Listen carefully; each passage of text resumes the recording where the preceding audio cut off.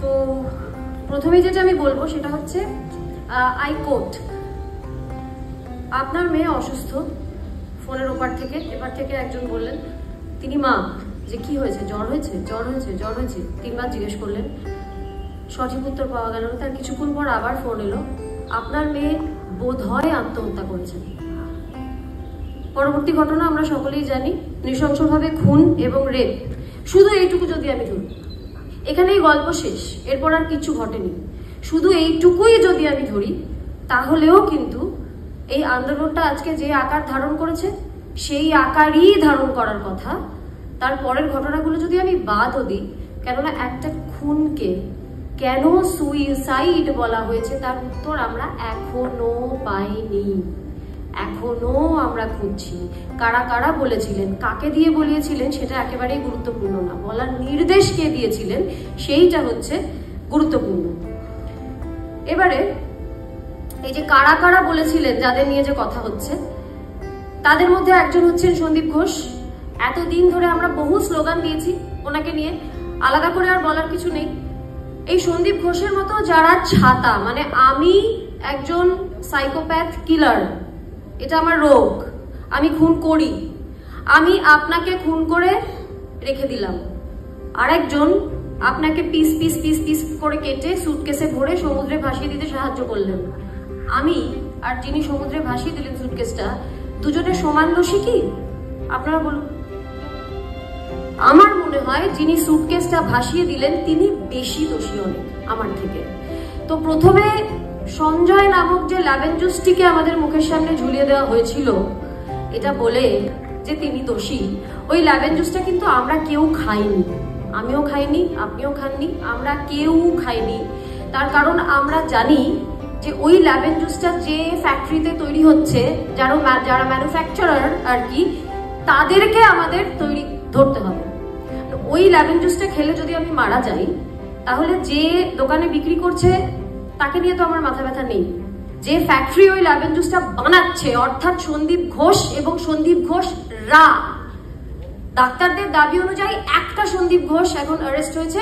ওরা প্রথম থেকে বলেছিল যে সন্দীপ ঘোষ এই খুন এবং রেপটির সঙ্গে জড়িয়ে, গলা ফাটিয়ে ফাটিয়ে বলেছিল। 35 দিন 34 দিন লেগেছে, কিন্তু শেষমেশ এটা আমাদের একটা জিত তো নিশ্চিত আন্দোলনের, যে সন্দীপ ঘোষ অ্যারেস্ট হয়েছেন খুন এবং রেপের মামলায়।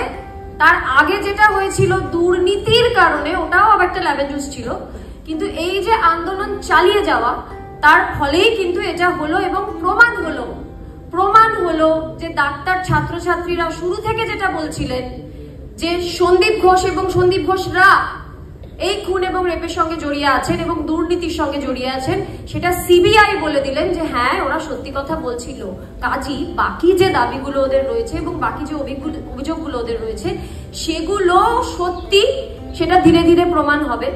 যাতে প্রমাণ হয় তার একটাই রাস্তা, আমাদের আন্দোলন চালিয়ে যেতে হবে এবং আন্দোলন জারি রাখতে হবে। আচ্ছা, এই আন্দোলন জারি রাখার মধ্যে যে জিনিসটা আমাদের করে যেতে হবে সেটা হচ্ছে প্রতিবাদ, প্রতিপদে প্রতিক্ষণে প্রতিবাদ। অর্থাৎ এই আন্দোলন চলাকালীনই আমরা শুনেছি মঞ্চে দাঁড়িয়ে একজন জনপ্রতিনিধি বলেছেন আমাদের মা বোনেদের ছবি বিকৃত করে দরজায় লাগিয়ে দেবেন, এত বিকৃত করবেন যে আমরা বাড়ি থেকে বেরোতে পারবো না, এমন ভয় পাবো। আমি আগেও বলেছি, এখনো বলছি, এটার আমরা সহ্য করব না, এটার প্রতিবাদ করব। আমরা ওনাকে সাজেশন দেব যে উনি আগে ওনার বাড়ির দরজা দিয়ে প্র্যাকটিস করুন, তারপর উনি অন্যদের মা বোনেদেরকে ভয় দেখাবেন। এছাড়া এর মধ্যে আমরা এটাও শুনেছি যে বদন বিগড়ে গেছে, কারোর বদন নিয়ে কথা বলা আমরা সহ্য করব না। আমরা এটারও প্রতিবাদ করব, সজোরে প্রতিবাদ করব। আমি হয়তো একটু পরে আন্দোলনে যাব, তাই জন্য আমার হাতে সময় খুব কম।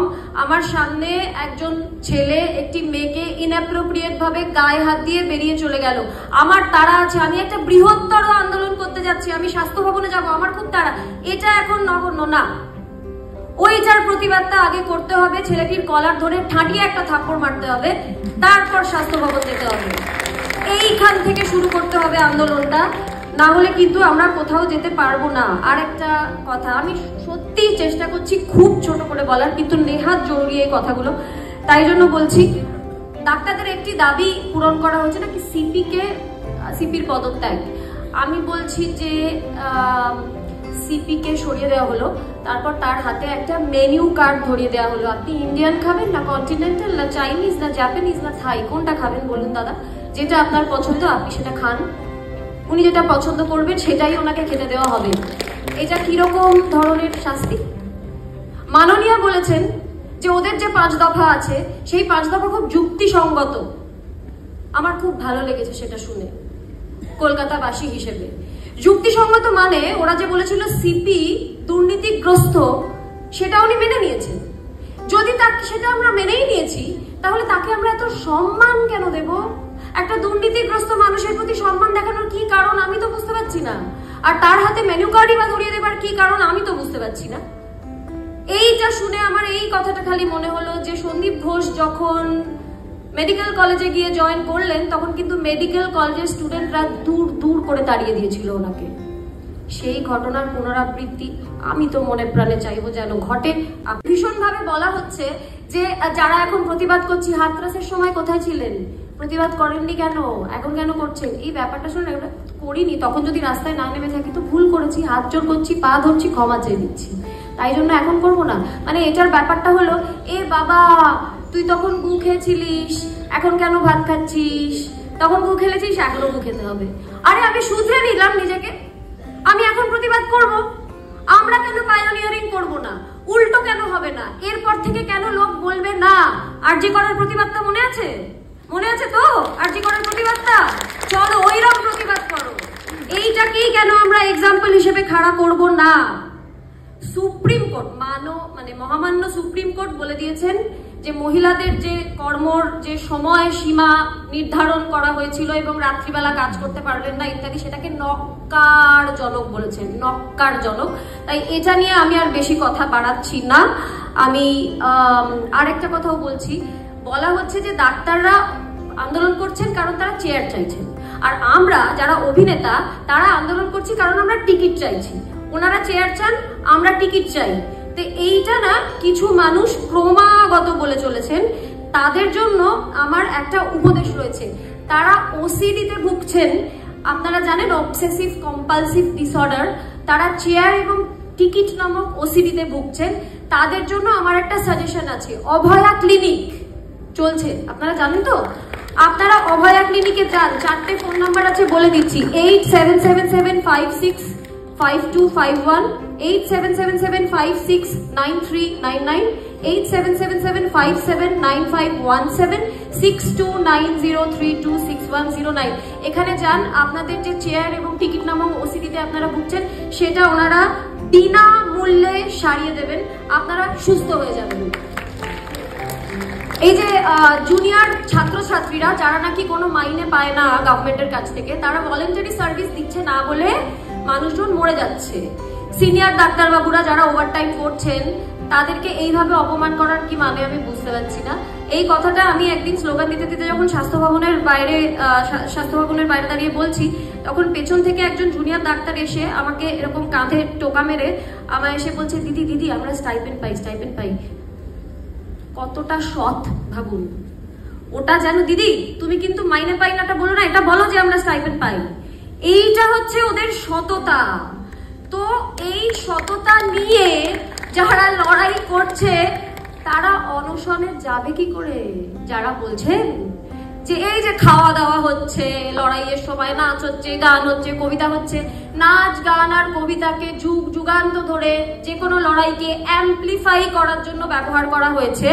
আপনারা নিন্দে করে নিজেরা কতটা মূর্খ সেটা বোঝানোর জন্য কেন যে এত অপারগ হয়ে উঠেছেন আমরা বুঝতে পারছি না। আমরা এমনিই জানি আপনারা মূর্খ, বারবার বোকা কথা বলে এটা প্রমাণ করার কোনো দরকার নেই। এবং এর পরের কথাটা হচ্ছে, এই যে খাওয়া দাওয়া হচ্ছে আন্দোলনের সময়, আপনারা কি এই আন্দোলনকে অনশনের দিকে ঠেলে দিতে চাইছেন? কোনো লাভ নেই এটা করে। এরা না সব ভবিষ্যতের ডাক্তারবাবু, ঠিক আছে? এরা ভীষণ সৎ, এরা স্যান্ডউইচ খেয়ে মালাই চা খেয়ে অনশন করবে না। যদি করে আপনারা মুশকিলে পড়ে যাবেন, ঠিক আছে? তাই জন্য এরা অনশন করবে না। যদি করে কি মুশকিলে পড়বেন আপনারা জানেন না। কাজে এইসব সাজেশন জুনিয়র ডাক্তারদেরকে দেবেন না, কারণ ওরা যেখানে অবস্থান করেছে সেখানে অবস্থানের পর নিজেরা ঝাঁট দিয়ে লালবাজারের বাইরেটা পরিষ্কার করে পুলিশদের চা খাইয়ে বিস্কিট খাইয়ে তারপর বাড়ি গেছে, এবং স্বাস্থ্য ভবনের বাইরে প্রত্যেক দিন ওরা নিজেরা পরিষ্কার করছে। এইটাও বলার চেষ্টা করা হচ্ছে যে এমন তারা দিচ্ছ না, তোমরা সব গুলিয়ে যাচ্ছে। যাই হোক, হ্যাঁ, এটা মিস করা যাবে না। এই যে এটা বলা হচ্ছে যে এই আন্দোলন শুধু ডাক্তারদের আন্দোলন। তার আগে ছোট করে বলে দিই, সেটা হচ্ছে যে এই গুটি কয়েক ছাত্রছাত্রী যারা নাকি কাজে না ফিরলে মানুষ দুমদাম মরে যাচ্ছে, এটা বলে যে কঙ্কালসার ছবির প্রদর্শন করা হচ্ছে পশ্চিমবঙ্গের হাসপাতালগুলোর, সেই কঙ্কালসার ছবির জন্য কারা দায়ী? ছাত্রছাত্রী ডাক্তাররা না পশ্চিমবঙ্গের স্বাস্থ্য ব্যবস্থা? আপনারা বলুন তো, ওদের কাজে ফিরতে বলা হবে না স্বাস্থ্য ব্যবস্থা ঠিক করতে হবে? ওরা তো পড়াশোনা করতে এসেছিল, ওরা আন্দোলন করতে আসেনি, বইয়ে মুখ বুঝে থাকতেই এসেছিল। তিলোত্তমার বাবা যেরকম জামা সেলাই করে করে ওকে পড়াশোনা করিয়েছিলেন, বহু অর্থ ব্যয় করে, প্রত্যেকটা ডাক্তারের বাড়িতে প্রচুর অর্থ ব্যয় করা হয়েছে, এবং ওদের যা মেধা তার ধার পাশে আমরা ঘেঁচতে পারবো না। ওদের ভালো লাগছে না আন্দোলন করতে, ওরা কাজে ফিরতে চাইছে।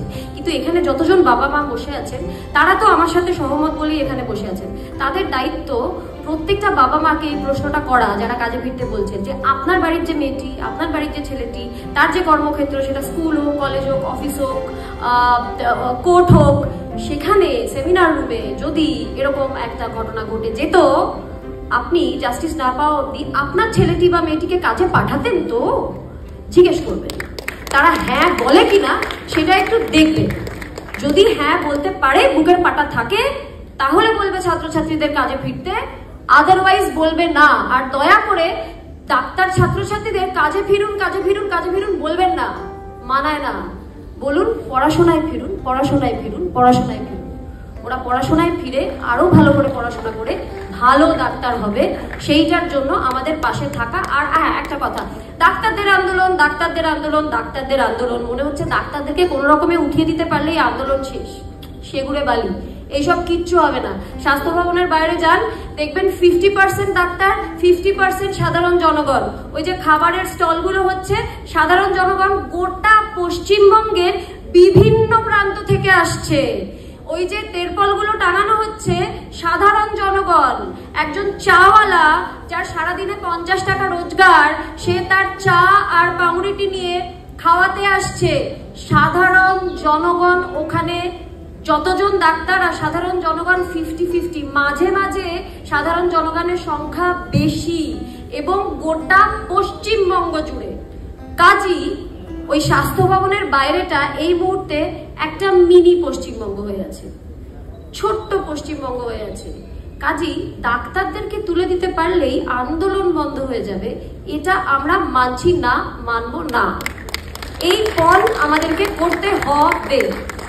এবং শেষমেশ একটাই কথা বলার, যে যারা আন্দোলনে মানে রাস্তায় নামতে পারছেন না বা সরব হতে পারছেন না সেইভাবে, সোশ্যাল মিডিয়াতে, শেষ কথা বলছি, ভয় পাস না, এটা শেষ কথা বলছি আমি, শেষ কথা, যারা সরব হতে পারছেন না বা সোশ্যাল মিডিয়াতে লিখতেও বাধো হচ্ছে, ভেতরে ভেতরে কষ্ট পাচ্ছেন, এরকম অনেক মানুষ আছে।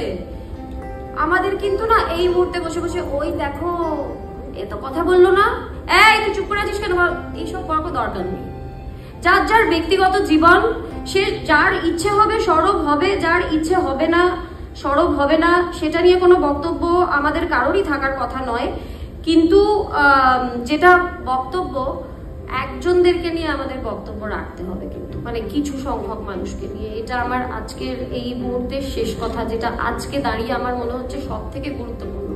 সেটা হচ্ছে এক শ্রেণীর মানুষ আছেন যারা আন্দোলনে নেই কিন্তু আবার আন্দোলনে আছে, মানে তাদের একটা আন্দোলন চলছে, এই আন্দোলনের বিরোধী আন্দোলন। তারা আন্দোলনের দিকে আঙুল দেখাচ্ছে, নিন্দে করছে, নানা রকম ভাবে ছোট করার চেষ্টা করছে আন্দোলনকে। তাদেরকে না পেলে মার দিন, মার। মানে মুখের কথায় হবে না এদেরকে, বুঝতে পেরেছেন তো? কারণ আপনি যদি এখন থানায় গিয়ে বলেন দেখুন আমার আন্দোলনকে ছোট করেছে, অ্যারেস্ট করবেন দাদা? হাসবে তো, অ্যারেস্ট তো হবে না। আমি বলছি যা পারেন করুন, কিচ্ছু হবে না। যেরকম ভাবে হোক তাদেরকে শিক্ষা দেবো আমরা, যারা আমাদের আন্দোলনকে ছোট করছে। কে অধিকার দিয়েছে ছোট করার আন্দোলনকে? দেয়নি কেউ, করতে পারে না।